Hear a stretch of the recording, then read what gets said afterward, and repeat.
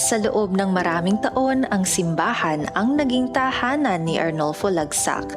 Bilang isang dating sakristan, dito siya namulat. Pero sa kabila ng mahabang tradisyon, may isang tanong na hindi lisan sa kanyang isipan. Ako talaga naghanap talaga ako ng katotohanan. Lahat naman ng Abrahamic religion na naniniwala sa Ten Commandments. Diba? Bakit yung mga Ten Commandments ay parang hindi napapractice, diba? Sa ibang iglesia?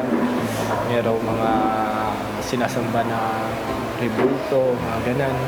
Bakit yung ito ay ang nakalagay sa 10 utos ng Diyos ay pangilin mo ang araw ng Sabat?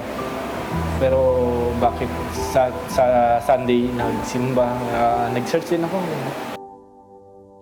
Natagpuan ko yung Adventist World Radio dahil naghahanap din talaga ako ng kaalaman tungkol sa katotohanan. At during that time ay medyo may pinagdaan sa buhay.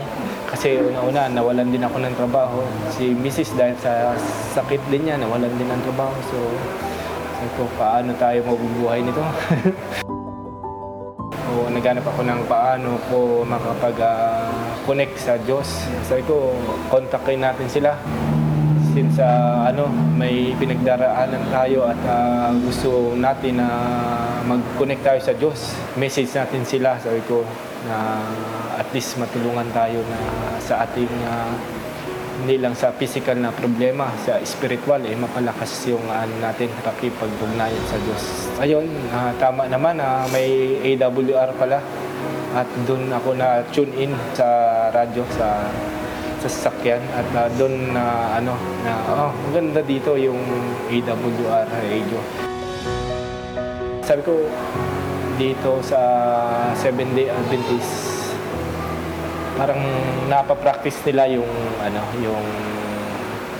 utos ng Diyos na sa pagpractice ng Sabat. Tsaka may pag-aaral tungkol sa Biblia, may Bible sharing. Hindi lang sa pamumuhay lang na may pag-aaral talaga tungkol sa salita ng Diyos.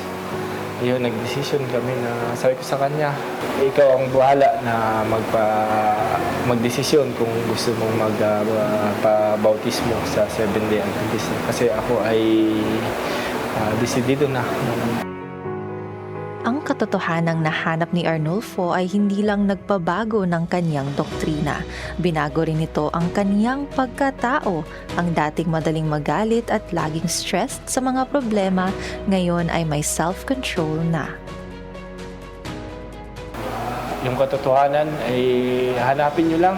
Mas sumpungan nyo din yan. At mas maganda na lumapit tayo i-guide tayo sa tamang daan ng katotohanan. Hindi tayo pababayaan at bigyan tayo ng pag-asa sa ating buhay, lalo na sa may mga problema.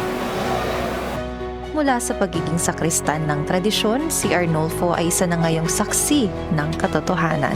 Dahil sa bawat pakikinig, natagpuan niya ang daan na nagdala sa kanya sa tunay na kapayapaan.